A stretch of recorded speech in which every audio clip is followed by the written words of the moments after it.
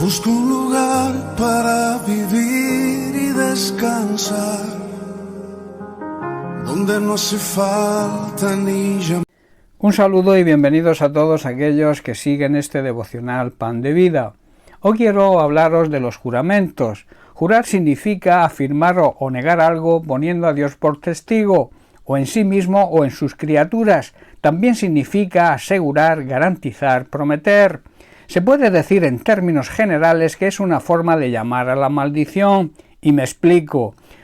La persona que presta juramento poniendo a Dios como testigo, de alguna manera le está pidiendo que la aniquile si no dice la verdad y no cumple lo que jura. La fórmula que encontramos en la Biblia, tan cierto como Dios vive, o la frase vive Dios, son propias de decisiones firmes en cuanto a su cumplimiento y poniendo a Dios por testigo de que se cumplirán. Esto supone y nos lleva a una conclusión como esta: Dios me castigará si digo una mentira. No eran palabras vanas o vacías de contenido. Se sabía que una vez pronunciado el juramento, si el que juraba lo hacía en vano, se desencadenaba sobre él un misterioso y grande poder y muy peligroso, cuya acción no podía detenerse. La ley mosaica, la ley de Moisés, recomendaba jurar por el nombre de Dios. Lo vemos en Deuteronomio capítulo 6, versículo 13, donde dice: teme al Señor tu Dios y sírvele a Él. Cuando hagas un juramento, hazlo solo en su nombre. También se tomaba a Dios como testigo, y lo vemos, por poner un ejemplo, en Filipenses capítulo 1, verso 8, donde el propio Pablo así lo hace, diciendo: porque Dios me es testigo de cómo os amo a todos vosotros con el entrañable amor de Jesucristo. Pero al mismo tiempo el código sacerdotal, o sea, el código que originó el Pentateuco, condenaba los juramentos en falso.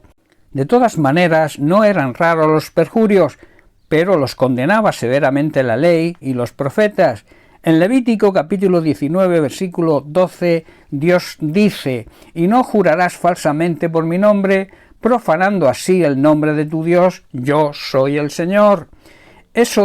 También vemos en Éxodo capítulo 20, versículo 7, donde Dios dice: no tomarás el nombre del Señor tu Dios en vano, porque no dará por inocente el Señor al que tomare su nombre en vano.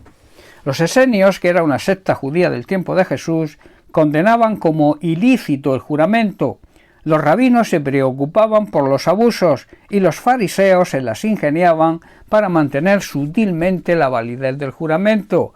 Pero en Mateo capítulo 5 Jesús declara tajantemente, leemos a partir del verso 33, donde dice: además habéis oído que fue dicho a los antiguos, no perjurarás, o sea, no jurarás en falso, sino cumplirás al Señor tus juramentos. Esto era lo que decía la ley.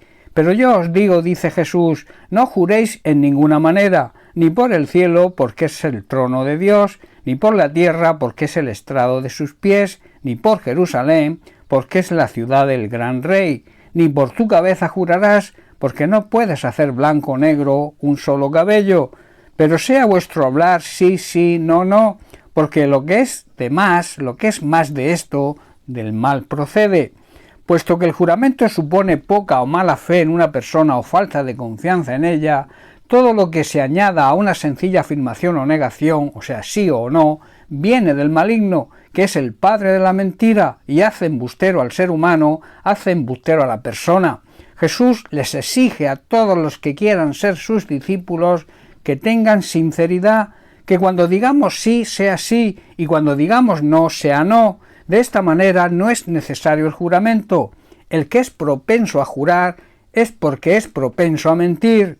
En Juan capítulo 8 versículo 44 Jesús, refiriéndose al diablo, dice: él ha sido homicida desde el principio y no ha permanecido en la verdad, porque no hay verdad en él. Cuando habla mentira de lo suyo habla, porque es mentiroso y padre de mentira.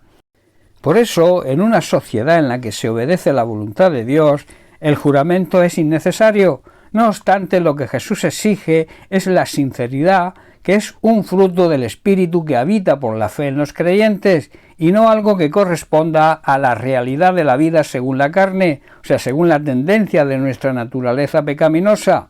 Una última consideración que quiero hacer: la exigencia de Jesús es una norma, pero no es absoluta.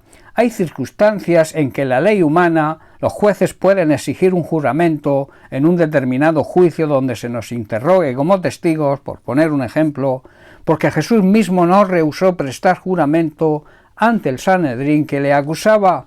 Lo vemos en el Evangelio de Mateo capítulo 26, versículos 62 al 64. Dice así: entonces el sumo sacerdote se puso de pie y le dijo a Jesús: bien, ¿no vas a responder a estos cargos? ¿Qué tienes que decir a tu favor? Pero Jesús guardó silencio. Entonces el sumo sacerdote le dijo: te exijo en el nombre del Dios viviente, en otras palabras, te exijo que jures, que pongas a Dios por testigo y que nos digas si Él es el Mesías, el Hijo de Dios. Jesús respondió: tú lo has dicho, y en el futuro verán al Hijo del Hombre, o sea, al mismo Dios hecho hombre, sentado en el lugar de poder, concedido por el Padre, a la derecha de Dios y viniendo en las nubes del cielo. Los juramentos, por lo general, si se usan a la ligera y mintiendo, acarrean maldición a nuestra vida. Nunca debemos jurar por nada, lo enseña Jesús, a no ser por imperativos legales y ante las autoridades que según la ley lo puedan exigir. Bien, pues hasta aquí el mensaje de hoy. Que Dios te bendiga. Un abrazo.